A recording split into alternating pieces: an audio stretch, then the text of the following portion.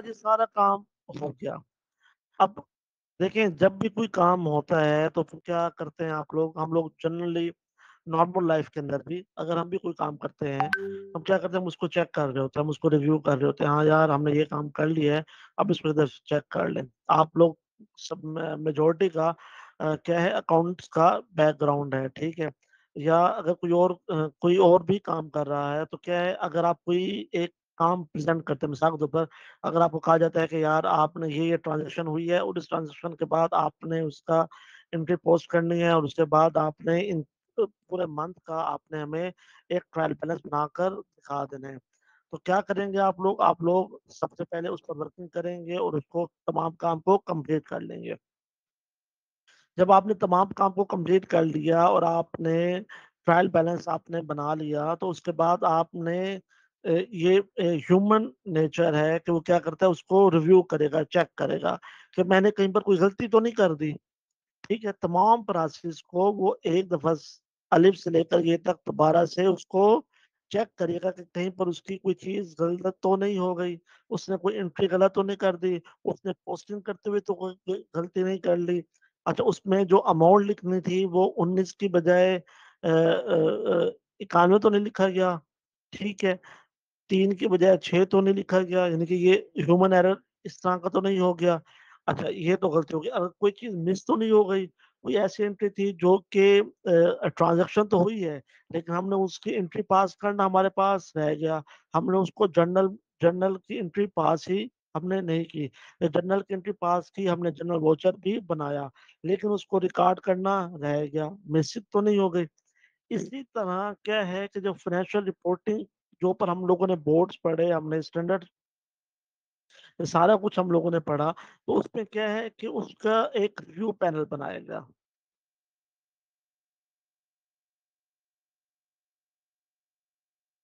ठीक है। उन्होंने क्या किया, एक रिव्यू पैनल बना लिया कि जितना भी बोर्ड ने काम किया, जितनी वर्किंग की, उसका क्या किया, उन्होंने एक रिव्यू पैनल बना लिया कि उसमें कोई गलती तो नहीं हो गई, ठीक है। अब उसपे क्या है, उसपे 30 मेंबर्स होंगे ऑलमोस्ट, ठीक है। उस रिव्यू पैनल में कितने होंगे, 30 मेंबर होंगे। उनका काम क्या होगा, उन्होंने इन्वेस्टिगेट करना होगा, इन्वेस्टिगेशन करनी होगी और उन्होंने क्वेश्चनिंग करनी होगी, ठीक है, ठीक है। अब यहाँ पर इन्वेस्टिगेशन किस चीज़ की है? एक तो उन्होंने अपना भी रिव्यू करना है, दूसरे इसके अलावा ये रिव्यू करना है, ये इन्वेस्टिगेट करना है, इसके बारे में क्वेश्चन करना है कि जो बड़ी ऑर्गेनाइजेशंस हैं, उन्होंने जो पॉलिसीज़ बनाई गई थी, जो स्टैंडर्ड्स बनाए गए थे, उससे डेविएट तो नहीं किया।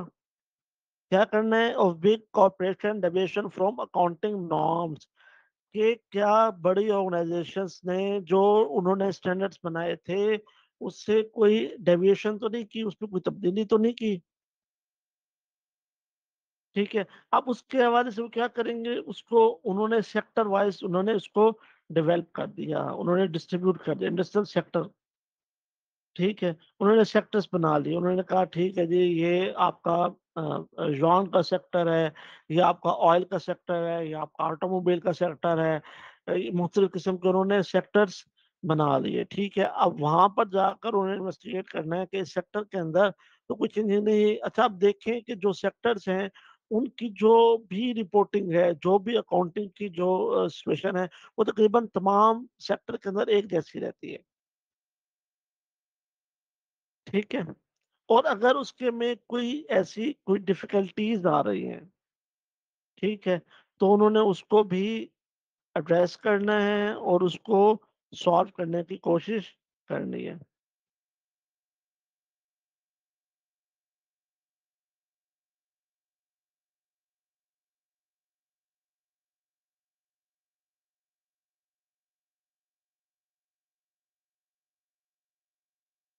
अच्छा, इनकी एबिलिटीज़ कौन-सी है? एबिलिटी से मुराद ये है कि इनकी पावर्स कौन-कौन सी हैं? ये क्या काम कर सकते हैं? इनके इख्तियारात क्या हैं?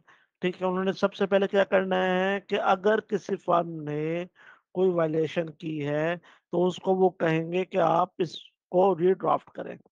जो भी उन्होंने अकाउंट्स बनाए हैं, उसके अंदर वो देखते हैं कि यार ये वायलेशन हुई है, इन्होंने ये काम गलत किया है, इन्होंने इसको रिडायरेक्ट किया है। स्टैंडर्ड्स ये कहते थे, इन्होंने इस चीज़ को फॉलो नहीं किया, तो उन्होंने इसको क्या करना है, रीड्राफ्ट करवाना है। उन्होंने कहा ना ठीक है जी, आपकी ये जो ये काम आपने किया है स्पेसिफिकली लीज़ के अंदर, डेप्रिसिएशन के अंदर, ये जो भी स्टैंडर्ड्स के अंदर उन्होंने उस जिस स्टैंडर्ड को फॉलो नहीं किया, तो उन्होंने कहना है कि इसको आप रीड्राफ्ट करें और इन अकाउंट्स को आप दोबारा बनाएँ। ठीक है? उन्होंने एश्योर करना है कि जितने भी रेगुलेशंस हैं उनको फॉलो किया जा रहा है।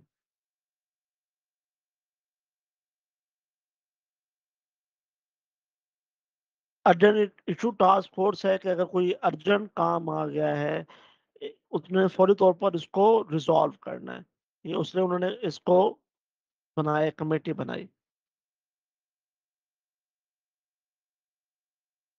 तो ये कमेटी किसने बनाई? अकाउंटिंग स्टैंडर्ड बोर्ड ने, एएसबी ने।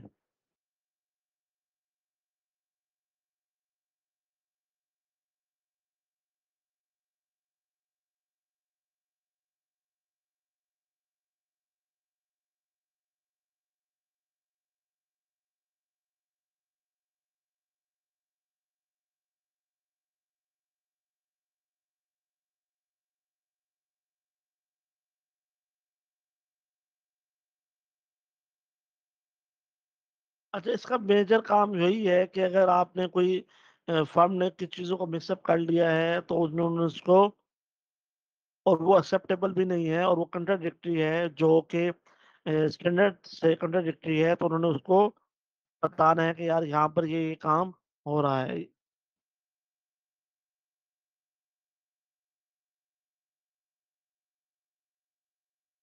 ठीक है? और उसके साथ-साथ उन्होंने बताना है कि यार आप ये अकाउंटिंग ट्रीटमेंट करें, प्रॉपर अकाउंटिंग ट्रीटमेंट के बारे में भी उसको गाइड करना है।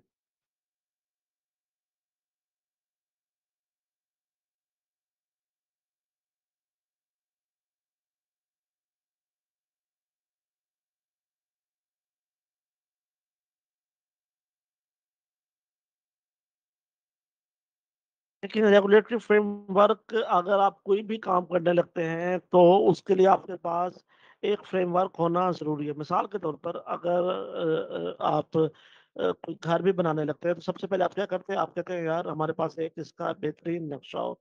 आपको एक नक्शा होगा, उसके अंदर आप क्या करेंगे? आप उसके अंदर बहुत सारी चेंजिंग भी लेकर आएँगे।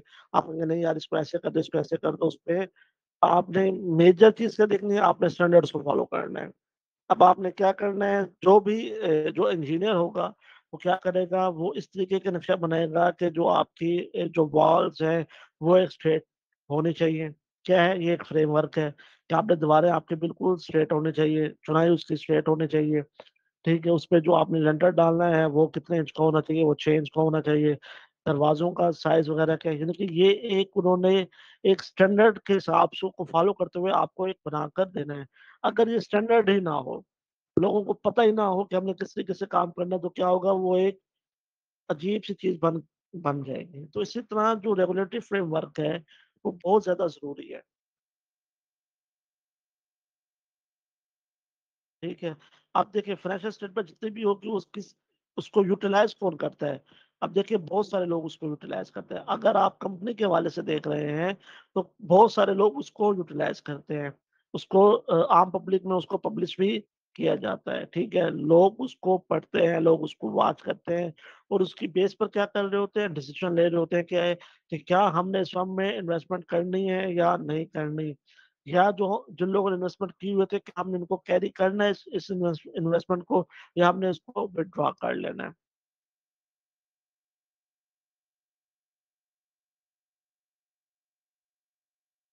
ऑफ कोर्स वो बेनिफिशियरी होनी चाहिए। अब बेनिफिशियरी कब होगी? ठीक है? अब मिसाल के तौर पर एक ऐसी फर्म है जो कि सिर्फ शो ऑफ के लिए, दिखावे के लिए वो क्या करती है, अपने प्रॉफिट को ज़्यादा बढ़ाकर शो करती है। वो कहती है ठीक है जी, हमारा प्रॉफिट इस साल इतना ज़्यादा हो गया, मिलियंस के अंदर हमारा प्रॉफिट हो गया। हमारा जो अर्निंग पर शेयर था वो भी बहुत ज़्यादा हो गया, ठीक है? अब एक्चुअली में क्या है, वो प्रॉफिट उसने अर्न नहीं किया, वो जस्ट शो ऑफ था। वो लोगों को दिखाने के लिए था, ताकि लोग ज़्यादा से ज़्यादा उसकी तरफ अट्रैक्ट हों, लोग ज़्यादा से ज़्यादा उसको उसमें इन्वेस्टमेंट करें। तो ये क्या है, ये यूज़र्स के लिए बेनिफिशियरी होगा कि अगर आप स्टैंडर्ड्स को फ़ॉलो करेंगे। स्टैंडर्ड क्या कहेगा? स्टैंडर्ड कहेगा नहीं कि जो एक्चुअल पोज़ीशन है आपने वो ही बतानी है। और जब आप इसको किसी ऑडिट फर्म के साथ स्टैंडर्ड कहते हैं कि आपने उसको ऑडिट करवाना ही करवाना है और वो लाज़मन चार्टर्ड अकाउंटेंसी ही होनी चाहिए। चार्टर्ड अकाउंटेंट से ही आपने अपने जो फाइनेंशियल्स हैं उसको ऑडिट करवाया होना चाहिए, ठीक है?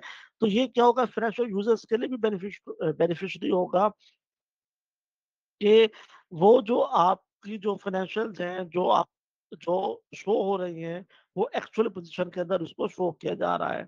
अगर वो स्टैंडर्ड्स को फ़ॉलो करेंगे, तो वो एक्चुअल के हिसाब से ही शो कर रहे होंगे। कंपेरेबल है, आपने उसको क्या करना है, दूसरे इंडस्ट्रीज़ के साथ भी कंपेयर कर सकते हैं और इसके साथ-साथ देखिए जब भी फाइनेंशियल बनाया जाता है, आप उसको प्रीवियस ईयर के साथ कंपेयर भी साथ कर रहे होते हैं, ठीक है? एक कॉलम आपके पास करंट ईयर का बन रहा होता है, जबकि दूसरा कॉलम आपके पास प्रीवियस प्रीवियस ईयर का बन रहा होता है। उससे आपको पता चलता है कि प्रीवियस ईयर में आपकी क्या सिचुएशन थी, उसमें आप किस हद तक वर्किंग कर रहे थे, प्रॉफिट किस हद तक आप अर्न कर रहे थे, उस वक़्त आपकी प्रीवियस में क्या पोज़ीशन थी और अब क्या पोज़ीशन है। तो साथ-साथ क्या हो रहा है, कंपेयर हो रहा है। एसेंशियल डिटेल भी आपको बताते हैं कि अगर आपने कोई चीज़ मिसाल के तौर पर सोल्ड आउट की है या अगर आपने अपने जो फिक्स एसेट्स हैं उनमें इंक्रीज़ किया है, तो आप उसको बताएँगे कि जो हमारा एसेट था वो जो प्रीवियस एसेट था वो खराब हो गया था, वो इस काबिल नहीं था कि हम उसको कंटिन्यू कर सकें, तो हमारे लिए कंपल्सरी था कि हम न्यू एसेट्स को परचेज़ करेंगे ताकि जो हमारी रूटीन वर्क है वो डिस्टर्ब ना हो। या आपका प्रीवियस एसेट आप का अभी मशीनरी क्या है वो वर्किंग में है, लेकिन आपने नई मशीनरी परचेज़ कर ली है, तो आप उसको बताएँगे कि हम अपने जो प्रोडक्ट था, हमने उसकी जो सेल थी, वो एनहांस हो गई थी और हम जो एक मशीन थी उससे हम अपनी जो डिमांड थी उसको पूरा नहीं कर पा रहे थे, तो इस वजह से हमने नई जो एसेट्स है उसको हमने मशीनरी है, उसको हमने परचेज़ की है। तो ये क्या है एसेंशियल डिटेल्स है, आप बताएँगे कि ये बात हमने इस मकसद के लिए की है और ये सारा कुछ कौन बताएगा? आपको स्टैंडर्ड्स बताएँगे, ठीक है? अब वो वही वाली बात है कि जो फाइनेंशियल फिगर्स हैं, उसको इम्प्रूव किया जाएगा, उसके नॉलेज उनका नॉलेज यूज़र्स के बारे में यूज़र्स को उनका नॉलेज क्या होगा? इम्प्रूव होगा। मिसाल के तौर पर बैलेंस शीट के बारे में जो अकाउंटिंग जिसने नहीं पढ़ी, जो इस फ़ील्ड से रिलेटेड ही नहीं है या जिसने जो पढ़ा लिखा ही नहीं है, लेकिन एक अच्छा बिज़नेसमैन है और उसने इस बिज़नेस में इन्वेस्ट किया हुआ है। तो वो क्या करेगा? वो जस्ट फिगर्स को देखकर एक आइडिया डेवलप कर लेता है कि हाँ यार, इसकी ये फिगर्स आ रही है तो मतलब क्या है कि बिज़नेस ये फर्म बहुत अच्छा बिज़नेस दे रही है और इसके पास प्रॉफिटेबिलिटी बहुत ज़्यादा इसकी बढ़ रही है। ये नॉलेज अपडेट कौन करेगा? ये स्टैंडर्ड्स ही हैं, ये बताते हैं आपको कि यहाँ पर अगर आपने बैलेंस शीट बनाना है या प्रॉफिट एंड लॉस बनाना है, तो आपने उसको इस तरीके से बनाना है कि आपके पास एंड के अंदर आपके पास प्रॉफिट पूरा का पूरा डिक्लेयर हो, उसके अंदर आपने जो डिस्क्लोज़र दिए हैं, वो बड़े वाज़ेह तौर पर हों और जैसे ही कोई एक नज़र देखे और उसको उसका पता चल जाए। ठीक है? तो ये क्या है उसने इम्प्रूव किया किसको यूज़र्स के नॉलेज को जो उसको देख रहा है, वॉच कर रहा है, क्या किस चीज़ को उसके जो फाइनेंशियल फिगर्स हैं उनके जो इम्प्रूवमेंट उसको इम्प्रूव किया जाए। और उसके साथ-साथ उसका ट्रस्ट डेवलप हो, ट्रस्ट क कैसे डेवलप होगा उस बारे में मैंने आपको पहले बताया कि वो क्या करेगा, वो देखेगा कि क्या इसकी जो स्टैंडर्ड्स हैं, क्या इस फर्म ने उस स्टैंडर्ड्स को फ़ॉलो किया है? अगर तो उस स्टैंडर्ड्स को फ़ॉलो किया होगा, तो यूज़र्स का जो ट्रस्ट होगा, वो डेवलप हो जाएगा, उसका ट्रस्ट बढ़ जाएगा, ठीक है?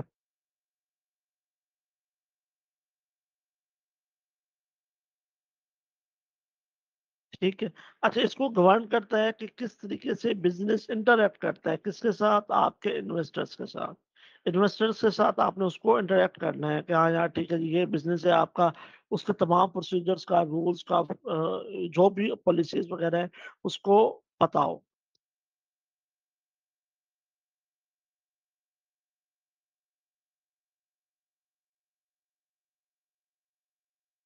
ऑफ़ कोर्स जो अकाउंटिंग स्टूडेंट है, वो मुकम्मल तौर पर इस चीज़ को नहीं बताती। देखिए, मैंने आपको पहले ही इस चीज़ के बारे में बताया था, शुरू में ही कि हर मुल्क के अंदर जो रूल्स हैं, रेगुलेशंस हैं, पॉलिसीज़ हैं, तरीक़ाकार है, फ्रेमवर्क है, लोगों का बिज़नेस का प्रोसीजर है, बिज़नेस का पॉइंट ऑफ व्यू है, वो सारा का सारा हर मुल्क के अंदर मुख्तलिफ होता है।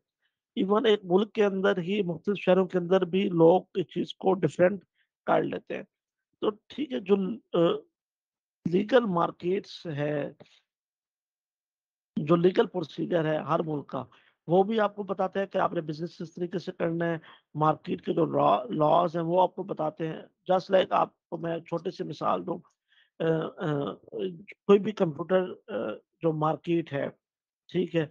वो क्या करती हैं, वो पाकिस्तान के अंदर नॉर्मली क्या हो रहा होता है, 12 बजे, 1 बजे उसको ओपन किया जा रहा होता है। ये इसका ओपनिंग टाइम हो रहा है और उसको शाम तक उसको डिले किया जाता है, ठीक है? अब उसपे जो डीलिंग है वो मुख्तलिफ हो रही होती है। वहाँ पर क्या किया जा रहा होता है, वहाँ पर ए क्लास कंप्यूटर भी ले जा रहे होते हैं, बी क्लास भी ले जाते हैं, सी क्लास भी, इवन डी क्लास तक आपके पास कंप्यूटर्स, लैपटॉप्स आपके पास आए होते हैं, वो उनको डील कर रहे होते हैं। अब उनकी डीलिंग का भी तरीकाकार मुख्तलिफ होता है, ठीक है? तो ये सारा क्या है, ये आपके जो लोकल लोकल जो आपके मार्केट है, उसके जो रूल्स हैं, रेगुलेशंस हैं, उनको भी उन्होंने फॉलो करना होता है।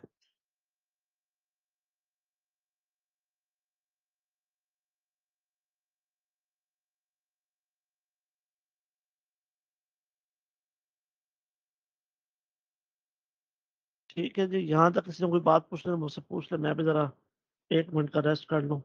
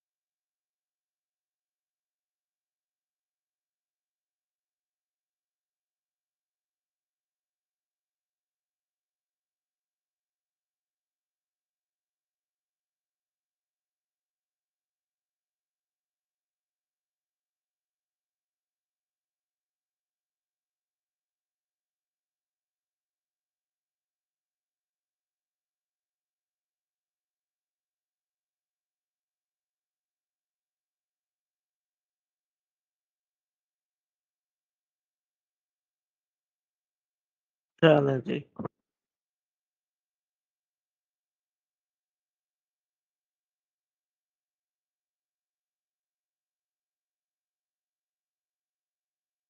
अच्छा जी, एक नए स्टूडेंट ने लिखा है स्क्रीन को बड़ा कर दें, यहाँ पर व्यू की ऑप्शन होगी।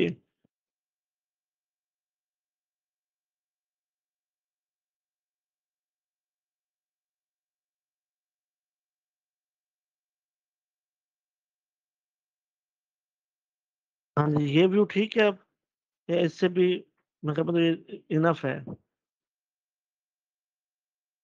ठीक है? चलें जी, अभी हमारा लास्ट मतलब इस चैप्टर का लास्ट टॉपिक है। अच्छा, इसके अंदर क्या है, उसके बाद फिर हमारे पास जो स्टैंडर्ड्स हैं, उसकी डिटेल है, वो मैं वैसे ही आपको सचली बता दूँगा। उसका अभी फ़िलहाल इतना आपका नहीं है इम्पैक्ट, लेकिन आपको पता होना चाहिए कि स्टैंडर्ड कौन-से नंबर का कौन-सा स्टैंडर्ड है, ठीक है? अच्छा, उसके बाद ये हमारे पास है conceptual framework of accounting. Accounting का जो कंसेप्चुअल फ्रेमवर्क है, किस चीज़ पर बेस करता है?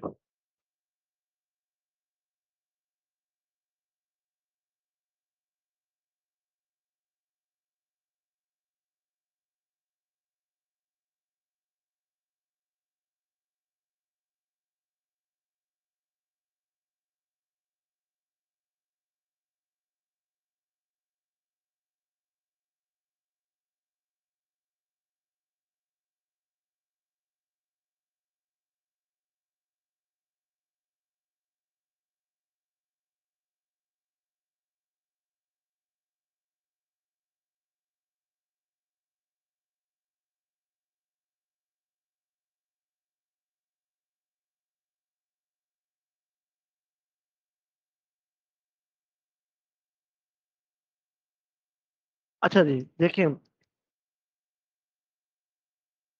अकाउंटिंग के बारे में आप सब लोगों को पता होगा कि उसके फंडामेंटल प्रिंसिपल्स क्या हैं, रूल्स क्या हैं, किस चीज़ को फॉलो करना होता है, आपने सबसे पहले काम क्या करना है, ठीक है। एंट्रीज़ किस तरीके से बनेंगी, कैसे डेबिट क्रेडिट होगा, डेबिट क्या होगा, क्रेडिट क्या होगा, किस चीज़ को आपने डेबिट करना है, किस चीज़ को आपने क्रेडिट करना है, कौन-सी एंट्री को कहाँ पर आपने पुट अप करना है, जनरल वाउचर किस तरीके से बनाना है, जनरल वाउचर के अंदर आप क्या-क्या डिटेल पुट अप करेंगे, ठीक है, उसको लेजर के अंदर किस तरीके से करना है, ये सारा क्या है, ये आपके पास फंडामेंटल प्रिंसिपल्स है कि आपने ये तमाम अकाउंटिंग का जो प्रोसीजर है, आपने इसको किस तरीके से आगे लेकर चलना है, ठीक है। अब उसके कंसेप्चुअल फ्रेमवर्क के अंदर ये बात आ गई कि आपने जो फंडामेंटल प्रिंसिपल्स हैं, ऑब्जेक्टिव और उसके जो फंडामेंटल प्रिंसिपल्स हैं, आपने उसको देखना है।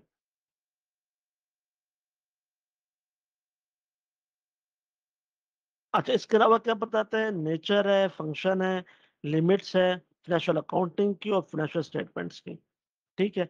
अब वो बताएगा कि नेचर क्या है, आपने डेबिट ट्रांज़ैक्शन क्या करनी है, आपने क्रेडिट ट्रांज़ैक्शन क्या करनी है, किस चीज़ को आपने डेबिट करना है, आपने परचेज़ किया है, आपने सेल किया है, ठीक है। ये क्या है, ये उसकी नेचर है, ट्रांज़ैक्शंस की नेचर है, फंक्शन क्या है, क्या काम आपने किया है, आपने इसको सेल किया है, आपने उसको परचेज़ किया है, ठीक है। उसके बाद आपने बताना है कि लिमिट्स क्या है, फाइनेंशियल अकाउंटिंग की लिमिट क्या है, उसके अंदर कौन-कौन सी चीज़ें शामिल हैं, कौन सी चीज़ इसमें शामिल नहीं है। क्या उसमें आपके पास कॉस्टिंग का अमल शामिल है? क्या उसमें आपके पास मैनेजमेंट अकाउंटिंग का अमल शामिल है?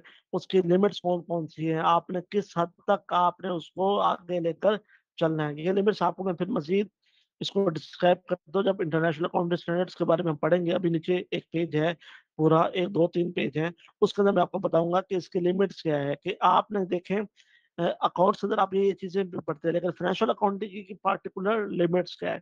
और उसके साथ-साथ आपने कौन-कौन से स्टेटमेंट्स को डेवलप करना है, कौन से स्टेटमेंट आपने बनाने हैं, ठीक है? अच्छा, ये इसको बनाया गया मार्च 2018 के अंदर आईएएसबी ने इसको बनाया। इसको सॉरी रिवाइज़ किया, बनाने से बाद रिवाइज़ इसकी जो रिवीजन हुई वो जो लास्ट रिवीजन हुई है वो तो मार्च 2018 के अंदर हुई है। इसमें 8 चैप्टर्स हैं, इसमें टोटल कितने हैं? 8 चैप्टर्स हैं, ठीक है? चैप्टर फर्स्ट कौन सा है आपके पास? The objective of financial reporting. दूसरा, अच्छा, ये पूरी की पूरी डिटेल नीचे गिवन है, ठीक है? तो इसको हम यहाँ से पढ़ने की बजाय यहाँ से हम इसको देखते हैं। ऑब्जेक्टिव ऑफ फाइनेंशियल रिपोर्टिंग का ऑब्जेक्टिव क्या है? मकासद क्या है? अच्छा, मैंने ऊपर इसके बारे में बहुत दफ़ा ऊपर मैंने इसको बताया, डिस्क्राइब किया है। क्या मुझे कोई बता सकता है? कोई मुझे 1-2 लाइनों में बता दे। इसके बारे में मैंने बहुत दफ़ा आज के लेक्चर में ही 2-3 दफ़ा मैंने इसके बारे में डिस्क्राइब किया है।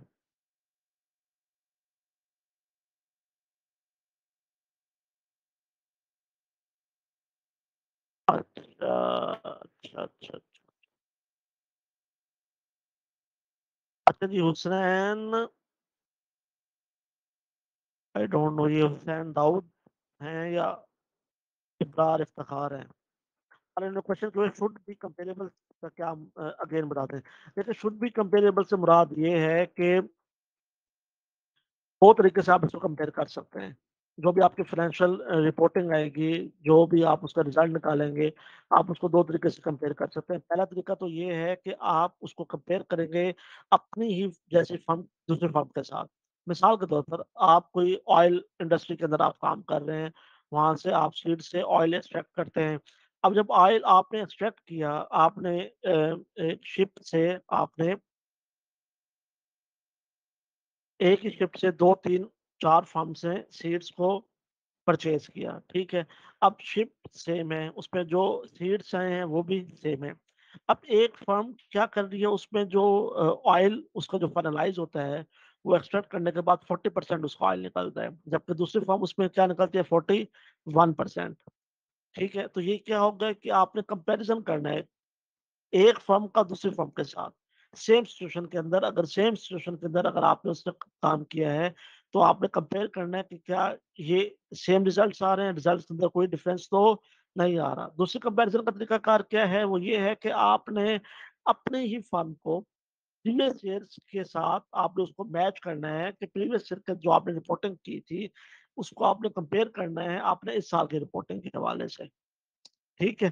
तो ये आप इसको कंपैरिज़न ले लें।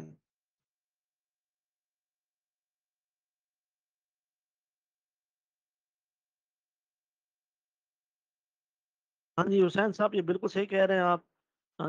आपने हैंड रेज़ भी किया हुआ है, मैं आपका माइक ऑन करता हूँ। हाँ जी, बताएँ आप, आपका माइक ऑन हो गया है।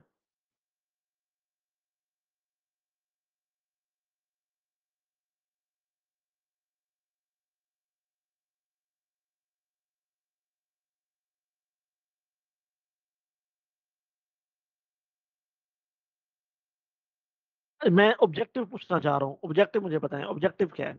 वो तो मैंने बता दिया कि रिपोर्ट नहीं है।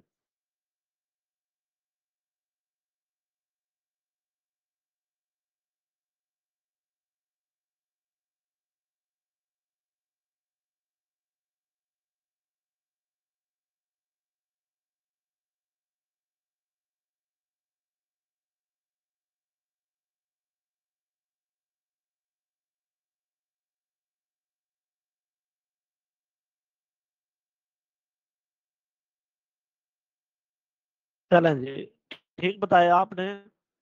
इसको आप इस सेंस में मज़ीद ले लें, मैं आपको थोड़ा-सा मज़ीद इसको एक्सप्लेन कर देता हूँ। देखिए, रिपोर्टिंग जब भी की जाती है ना, तो उसके कोई ना कोई यूज़र्स होते हैं। रिपोर्टिंग खुद ब खुद नहीं की जाती। मिसाल के तौर पर अगर एक फर्म है, एक सोल प्रोप्राइटरशिप है, आपको क्या लगता है वो रिपोर्ट करता है? सोल प्रोप्राइटरशिप कभी भी रिपोर्टिंग नहीं करेगा। वो कहेगा ठीक है यार मेरा अपना बिज़नेस है, मुझे किसी से कोई लेना-देना नहीं है। ना कोई इसमें मेरे कोई प्रॉफ़िट मैंने किसी को शेयर करना है, ना मैंने किसी को बताना है कि मेरा कितना लॉस हुआ है इसके अंदर, ना मैंने किसी को कोई और एक्सपेंडिचर वगैरह के बारे में किसी को बताना है। देखिए जब भी रिपोर्ट की जाती है तो उसके कोई ना कोई यूज़र्स होते हैं कि इस वजह से या इन लोगों की वजह से, इन लोगों को बताने की वजह से हम ये रिपोर्टिंग कर रहे हैं।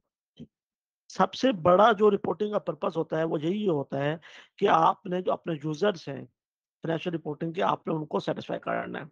अब यूज़र्स कौन से होते हैं? यूज़र्स वो होते हैं जिन्होंने इन्वेस्ट किया हुआ होता है बिज़नेस के अंदर, ठीक है? जिन्होंने आपके बिज़नेस के शेयर्स को परचेज़ किया हुआ होता है, वो क्या हैं? आपके यूज़र्स हैं। और यूज़र्स कौन से हो सकते हैं? और ये होता है कि इसका ऑब्जेक्टिव क्या है कि आपने अट्रैक्ट करना है दूसरे लोगों को कि वो भी आपके बिज़नेस के अंदर इन्वेस्ट करें। ठीक है? वो क्या करेंगे, वो भी जब देखेंगे कि आपके जो बिज़नेस की जो इस वक़्त फ़ाइनेंशियल पोज़ीशन है, वो इतनी स्ट्रॉन्ग है, आपकी प्रॉफ़िटेबिलिटी इतनी ज़्यादा स्ट्रॉन्ग है, आपका अर्निंग पर शेयर इतना ज़्यादा स्ट्रॉन्ग है, आप डिविडेंड इतना ज़्यादा दे रहे हैं और आप फ्यूचर के अंदर भी एक्सपेक्टेड हैं कि इसकी जो ग्रोथ है, ऑर्गनाइज़ेशन की, फ़र्म की, वो स्पीडली ऊपर जा रही है। तो क्या करते हैं कि वो इसके अंदर मज़ीद इसके इन्वेस्टमेंट के चांसेस बढ़ जाते हैं। ठीक है, तो उन्हें क्या करना है डिसीजन मेकिंग के अंदर उनको आसानी हो जाती है। Will help them to make decision about giving, ठीक है, रिसोर्सेज टू ऑर्गेनाइजेशन का मतलब क्या है कि उन्होंने उसमें इन्वेस्टमेंट करनी है या नहीं करनी। ठीक है, चॉइसेस के अंदर क्या बात शामिल आ जाती है, परचेज़ आप कर सकते हैं, सेल करना है, आपने उसके जो सिक्योरिटीज़ हैं, जो बॉन्ड्स वगैरह हैं या जो शेयर्स वगैरह हैं, क्या आपने उसको अपने पास रिटेन रखना है या आपने उसको सेल आउट कर देना है या आपने मज़ीद उसमें इन्वेस्टमेंट करनी है। ठीक है।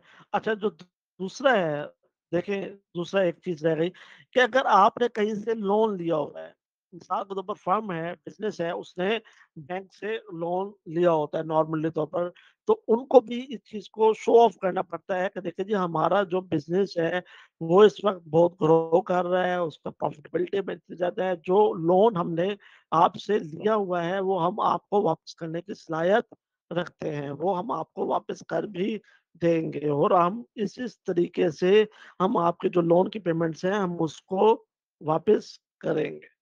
ठीक है।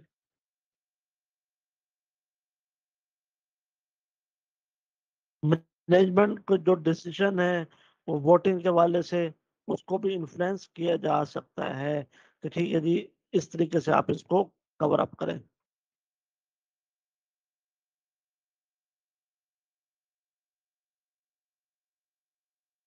देखिए, बहुत सारे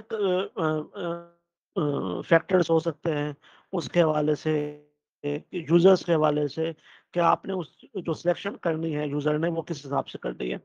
इकोनॉमिक रिसोर्सेज के हवाले से, तो उसके इकोनॉमिक रिसोर्सेज कौन-कौन से हैं, कहाँ से उसको पैसा इकट्ठा होता है, उसके अपने पास कितने फंड्स हैं, उसके अपने पास कितना एसेट्स हैं, उसके अपने पास यानी कि कितनी फिक्स्ड एसेट्स हैं, लॉन्ग टर्म एसेट्स कितने हैं, उसके लायबिलिटीज़ कितने हैं, वो कहाँ-कहाँ से रिसोर्सेज को जनरेट कर सकता है, ठीक है?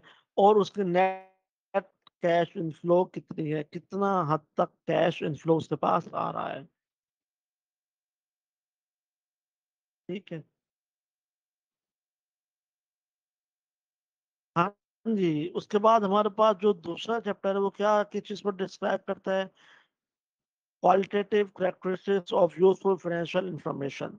देखें, ये वाली बात वही है जो मैं ऊपर भी आपको बता चुका हूँ। यहाँ पर फिर वो वही बात करेंगे कि एक देखिए इन्फॉर्मेशन है, आपने इन्फॉर्मेशन दे दी, ठीक है, किसी और ने इन्फॉर्मेशन ले ली। अच्छा, हो सकता है वो ए ने इन्फॉर्मेशन दी बी को, बी के लिए तो हो सकता है कि यूज़फुल हो, वो उसको यूज़ करे, ठीक है? लेकिन सी के लिए हो सकता है वो यूज़फुल ना हो। उसका इसको मैं आपको इस तरीके से समझा दूँ, मिसाल के तौर पर रिपोर्टिंग हुई, ए ने उसमें इन्वेस्टमेंट किया हुआ था, उस बिज़नेस में इन्वेस्टमेंट की हुई थी। अब ए के लिए क्या है वो यूज़फुल है, जबकि बी के लिए वो यूज़फुल नहीं है। बी ने चूँकि इन्वेस्टमेंट नहीं की हुई थी तो उसके लिए इतनी ज़्यादा यूज़फुल नहीं है जितनी कि वो ए के लिए है। अब जब यूज़फुल है, यूज़फुल का मतलब है कि क्या वो करेक्ट भी है, ठीक है? अगर कोई ऐसी इन्फॉर्मेशन है जो कि करेक्ट ही नहीं है, जिसके में अंदर के जो चीज़ें हैं वो सही तरीके से डिस्क्राइब ही नहीं की हुई, बताई ही नहीं गई, तो क्या होगा वो इन्फॉर्मेशन इतनी ज़्यादा यूज़फुल भी नहीं होगी, ठीक है? अब उसमें सबसे ज़्यादा क्या है फंडामेंटल फीचर, उसकी ख़ुसूसियात क्या है? फीचर्स के अंदर यही है कि क्या वो वाक़ई इतने काबिल है कि लोगों के लिए वो यूज़फुल हो, ठीक है? क्या होगा वैल्यूएबल फाइनेंशियल इन्फॉर्मेशन हो। उसकी बेस के ऊपर लोग डिसीजन ले सकें कि इतनी ज़्यादा वो वैल्यूएबल हो कि लोग उसकी बेस पर डिसीजन ले सकें, फैसले ले सकें। हाँ यार, ये वाक़ई बहुत ज़्यादा इन्फॉर्मेटिव है, हम इसकी बेस पर कोई ना कोई डिसीजन ले सकते हैं। ठीक है। अब उसकी कैरेक्टरिस्टिक के अंदर क्या बात लिखी है? रेलेवेंस है। रेलेवेंस की मुराद ये है कि आपने उसकी रिलेटेड चीज़ें बताई हों।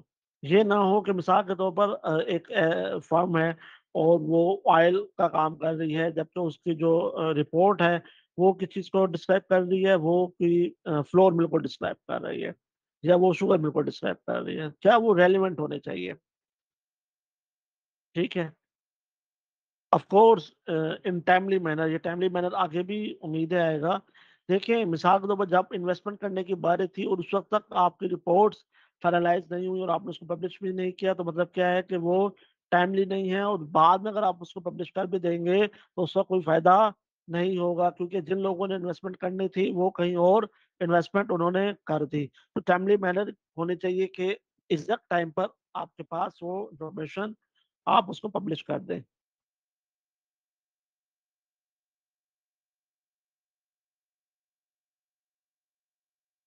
देखिए फेथफुल का क्या है, फेथफुल ऑफ कोर्स मैंने आपको पहले बताया था कि एक्यूरेटली रिफ्लेक्टेड हो, कि उसको एक्चुअल जो उसके फिगर्स हैं वही वो बताए, एक्यूरेटली उसको रिफ्लेक्ट करे कि वाक़ई अगर उसको उस फर्म को इस दफ़ा कोई 25% 20% प्रॉफ़िट हुआ था तो वो उतना ही हो। ये ना हो कि वो शो किया जा रहा हो कि 30% प्रॉफ़िट हुआ है और जबकि एक्चुअली में क्या होगा वो 10% प्रॉफ़िट हुआ हो।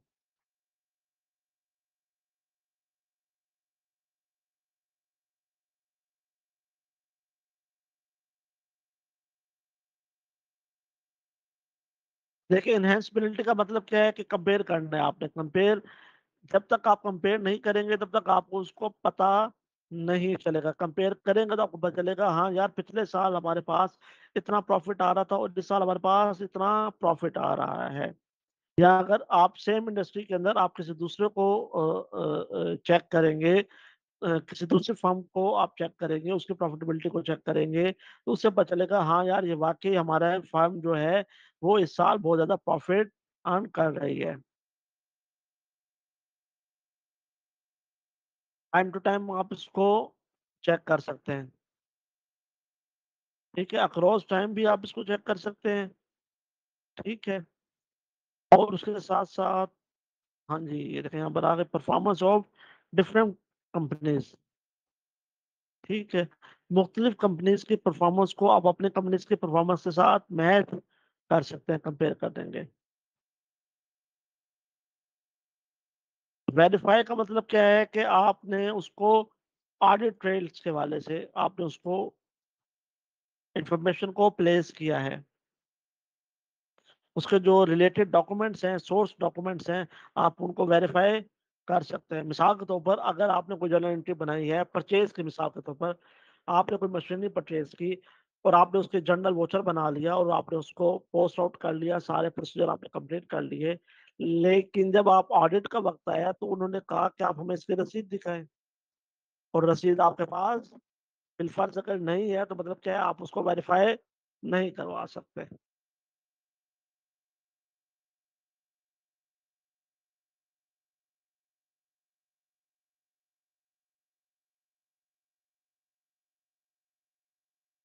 टाइमलीनेस का मैंने आपको बता दिया कि टाइमली उसको आपने पब्लिश करना है, बताना है। अंडरस्टैंडेबिलिटी का मतलब क्या है कि इजीली इजीली उसको जो नॉर्मल इंसान है जिसको कि नॉलेज भी नहीं है उस चीज की, वो भी उसको अंडरस्टैंड कर ले।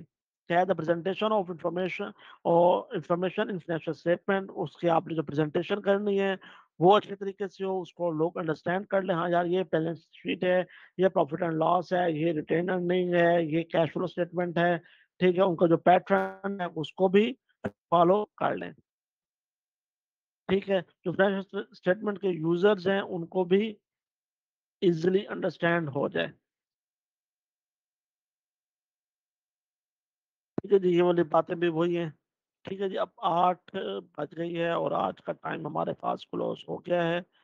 तो नेक्स्ट फ्राइडे इंशाल्लाह ताला हम यहीं से इसको स्टार्ट करेंगे, चैप्टर 3 से। और कोशिश करेंगे कि हम इसको थोड़ी सी स्पीड भी बढ़ा लें, और मैं टाइम का भी, अगर आज टाइम से आ जाते तो आज हमारा ये चैप्टर इंशाल्लाह ताला फिनिश हो जाता, लेकिन चूंकि थोड़ा सा लेट हो गया तो इस वजह से ये रह गया है। तो इंशाल्लाह ताला कोई इशू नहीं है, हम इसको नेक्स्ट अपना जो लेक्चर होगा उसमें इसको फिनिश कर लेंगे, और नेक्स्ट चैप्टर भी हम इसको फिनिश कर लेंगे।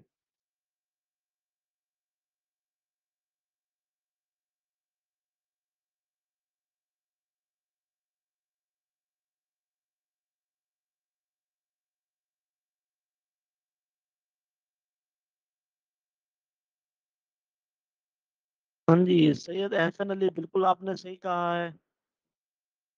नेशनल पोजीशन के बारे में बताना बिल्कुल ठीक है। हाँ जी, उसके यूजर्स क्या हैं, वो उसके इन्वेस्टर्स हैं।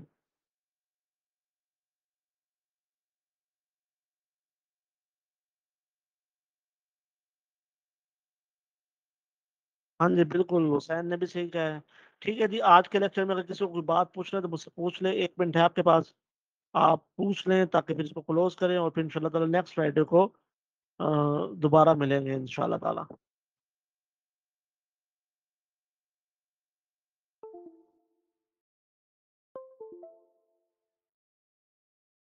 Hussain Shuja, good work. आप ये जो व्हाट्सएप ग्रुप के अंदर आप इसको शेयर कर रहे हैं तो अच्छी बात है। जिन लोगों को नहीं मिल रहा यहाँ पर एलएमएस पोर्टल से, तो वो वहाँ से उसको देख सकते हैं। तो ये आपका एक अच्छा काम है।